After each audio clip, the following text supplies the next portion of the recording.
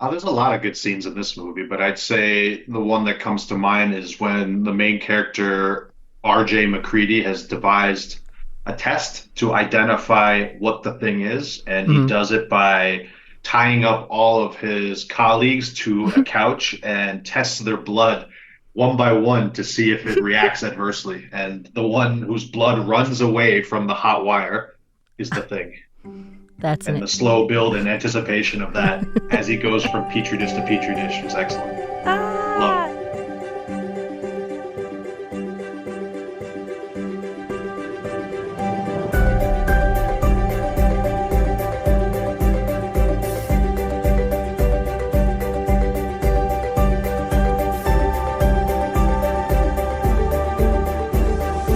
Hello, everyone, and welcome to Tales of Our Times. This is a show where we discuss the stories that move us, what makes them so meaningful, and why others could or should find meaning in them as well. This is not a spoiler-free show, so bear that in mind as you continue to listen. We tackle books, movies, podcasts, and more. Where there's a story, there's a reason to read. I'm your host, Amanda Stevens, and you are joining us at the tail end of our spring special, where we're talking about movies that are meaningful to us in our hearts. They're winners in our hearts, but probably were not winners in the box office or at critical reception. So joining me today to talk about a movie that we are actually, I think, both going to be very enthusiastic about is my good friend, Rich Mathias. Welcome back, Rich. How you doing, Amanda? I'm doing good.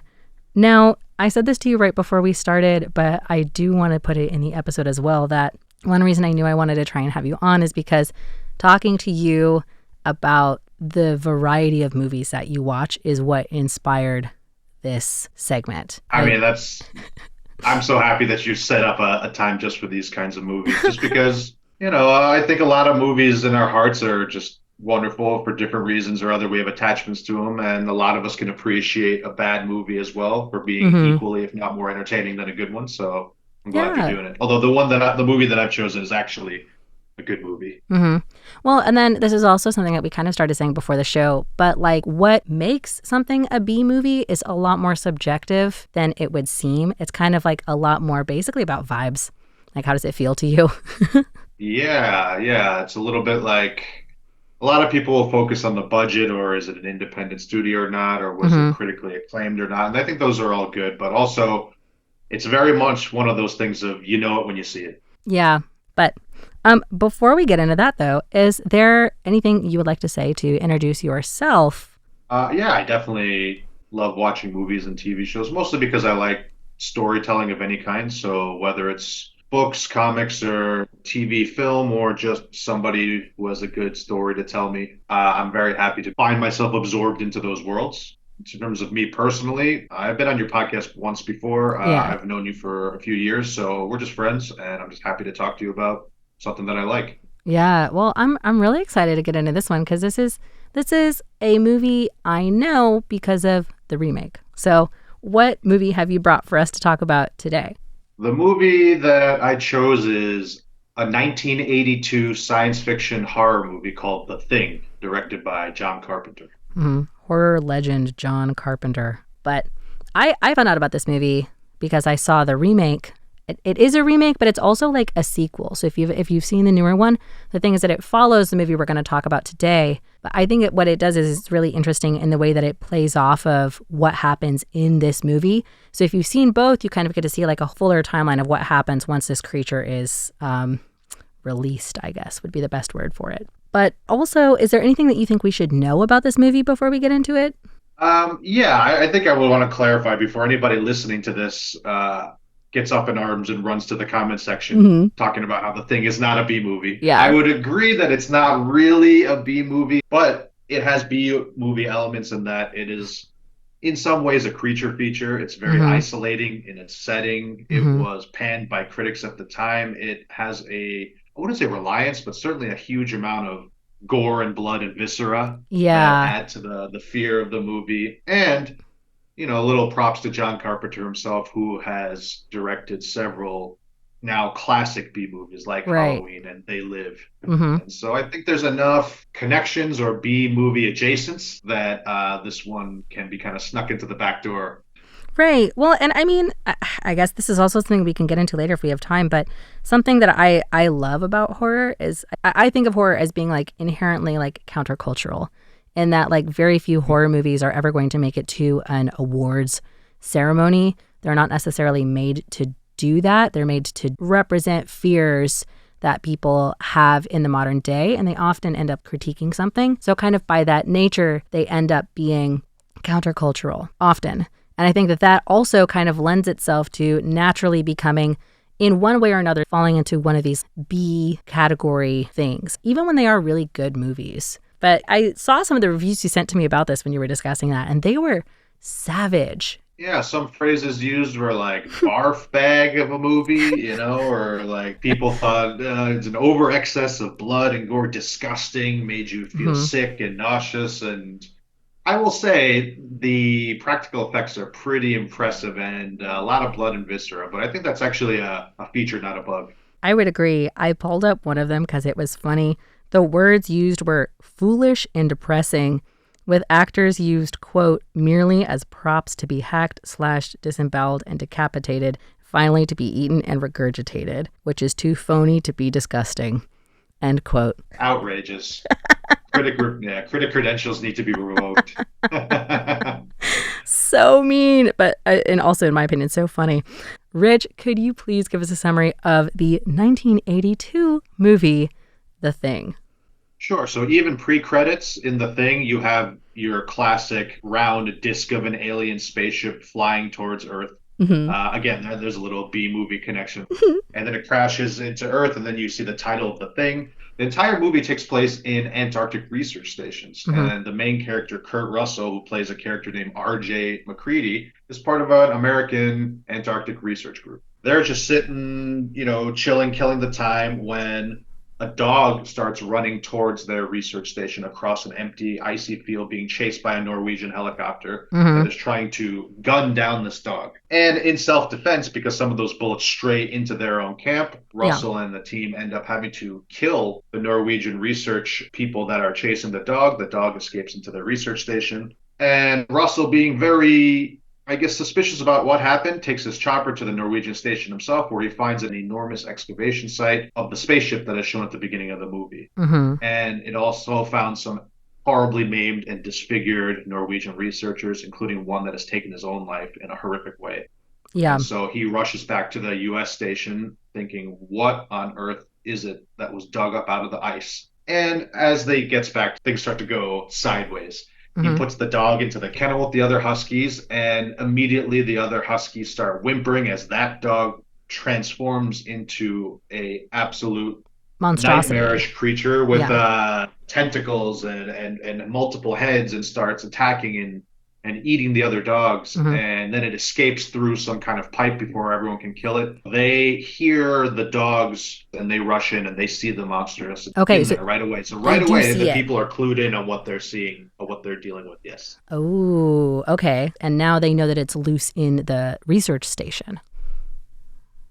That's right. And so they have a doctor on site. They autopsy one of the other leftover dogs. And yeah, sorry. The doctor is able to conclude using some awesome graphics of like an old DOS computer of a slow Yes. moving, green circle absorbing another slow moving green circle. And then it Very turns good. red, indicating that it's been absorbed. Yeah, Classic yeah. graphics. 10 out of 10. But then we're clued in on the fact that it can mimic perfectly any creature given enough time. And Hmm. from there, the movie shifts into an exercise of paranoia in a lockdown location. Hmm. It's Antarctica. They can't leave the station. Weather's a snowstorm coming in. If you go outside, you'll Hmm. freeze to death. So you have to be inside. And you have a creature who may or may not have consumed one or more of the members of your team.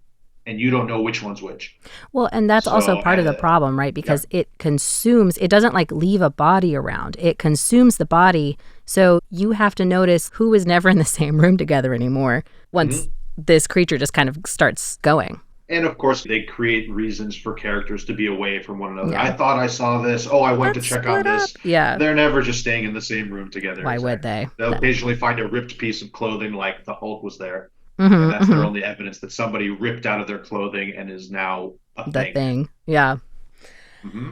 Okay, so where does it go from here? So they're all trapped inside. The thing is in there, and it does start eating and imitating crew members. From there, people get killed one by one. Hmm. The doctor at one point runs outside, sabotages both the helicopter and the other transportation Hmm. equipment. He has come to his conclusion on his own, running a computer simulation on the Hmm. previously mentioned Very good super old graphics. computer that he Yeah. uses. Yes, that in 27,000 hours after this thing reaches any human civilization would be when every single human being would be infected. And so the doctor has already decided on his own that nobody can leave the station alive. So Hmm. nobody can escape. Meanwhile, the rest of the team is trying to figure out who did what, devising tests to figure out who's the thing, who's Hmm. not, who should have a weapon, who should not, who should Yeah. be tied up, who shouldn't be, including the scene that I mentioned at the beginning. They heat up a wire to test people's blood, and if the blood runs away or tries Hmm. to escape, because they determine that each cell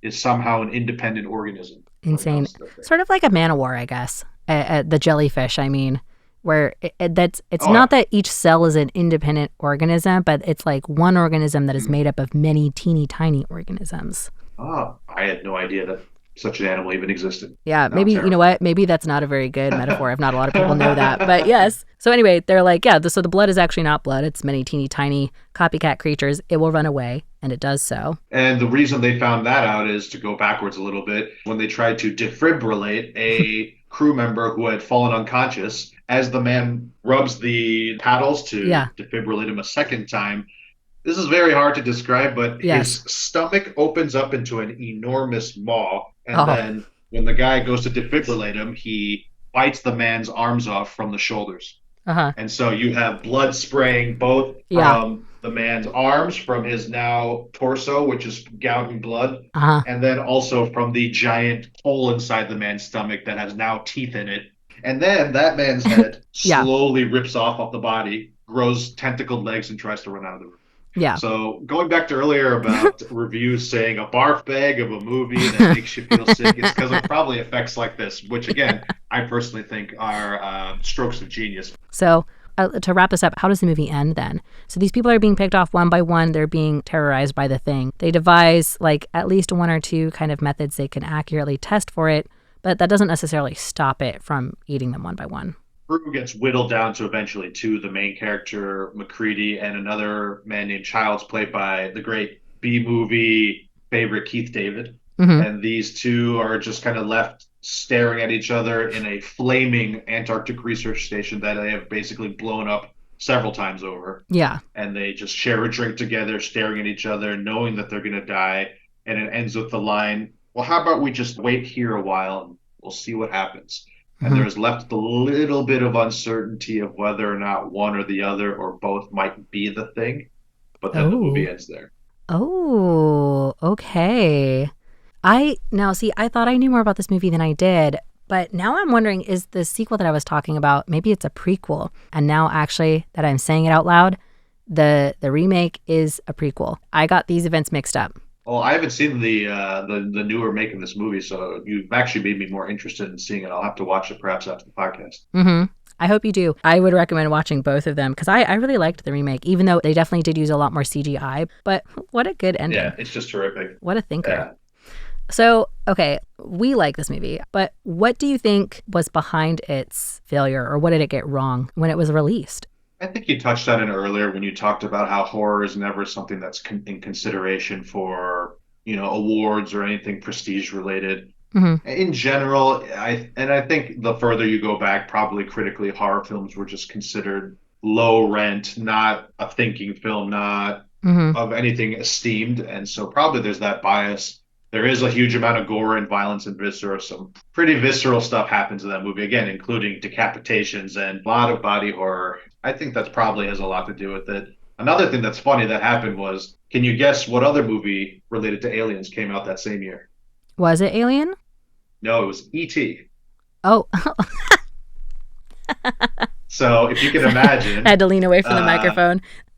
Okay. yeah. So if you think about that, like 2 weeks before the thing comes out, E.T. comes out.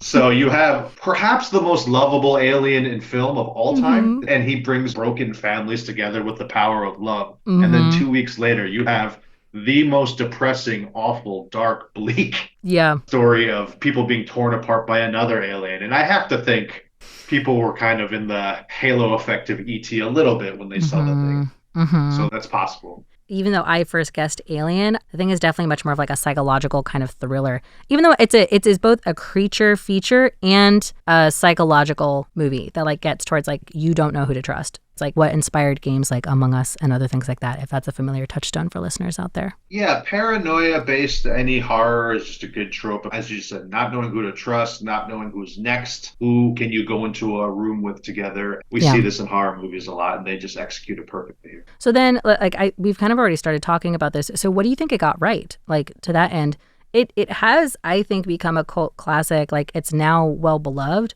Maybe that's kind of also something about horror movies is it takes some time for them to like get traction. But what's your opinion on that? What do you think it did very well? Oh, it's just great, tense music, great actors, very well acted, and the setting does a lot of the heavy lifting. Isolation in a cold place where it doesn't need to be explained why you can't leave because a lot of places, for example, at Halloween, there's so many ways to escape. Just go to the next block over, get out of Mm-hmm. there. You just can't go anywhere in an Antarctic station. So the setting kind of takes care of the isolation part. Mm. And I can't say enough about the practical effects. It's mentioned before, it's mentioned again. They sunk 10% of the budget into the effects. And, Wow. this movie's 1982. This is Mm-hmm. 2025 now. This movie's over 40 years old. And to say that practical effects stand the test of time for that period of time is saying something. But if you were to pop it in, you would watch it, you would be amazed at how high quality it is. Mm-hmm. When these characters die or transform, it's the opposite of what it feels like these days to see a CGI green screen. Like this one feels like it's in the shot with the actors. It's extraordinary. Yeah, I mean, I think that is also kind of like bearing out. I think it's something people are kind of returning back to because, like, to use a couple of other touchstones, I know that that's one reason why to this day a lot of people really like Jurassic Park because the practical effects feel more real and a little bit less aged than when we look at like the computer graphics that were available at that time.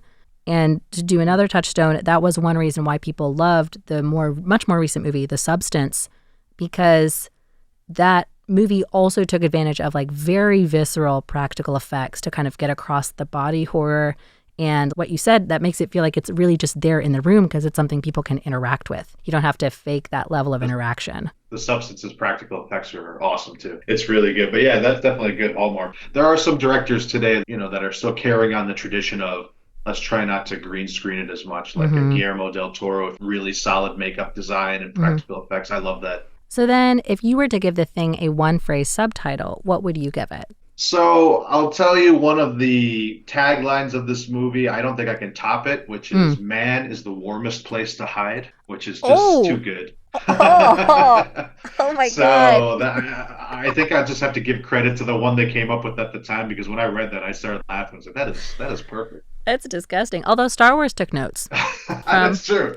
It's absolutely right. Oh my God. And in Okay. fact, the Substance did take notes as well. Oh no. Oh, okay, well then now that's a hint for Yeah. me. How awful. But then the way that we're wrapping up this one is to ask you, Rich, if you could rate the thing on a scale of 1 to 5 stars, 1 is very bad, 5 is very good, what rating would you give it?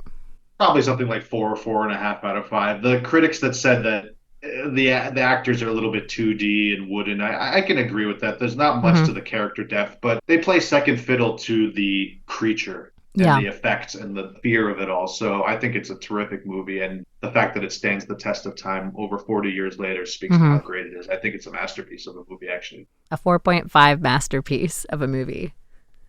slash B movie. Okay, okay. No, to be honest, I'm not really even here to argue with you. I also love it. But we are out of time, though. So, Rich, thank you so much All for right. coming on my show. I loved Thanks for talking having about me. this. This was so good. And I'm glad you were able to come on and kind of like help close the loop on this topic that you inspired. Oh, it was my pleasure. Thanks for having me. And to all you listeners out there, this has been Tales of Our Time on Radio Taiwan International. I was your host, Amanda Stevens, with my guest, Rich Mathias. And we were discussing John Carpenter's 1982 The Thing. Man is the warmest place to hide. If not a tale of our time originally, perhaps a tale of our time now. And we'll see you next time.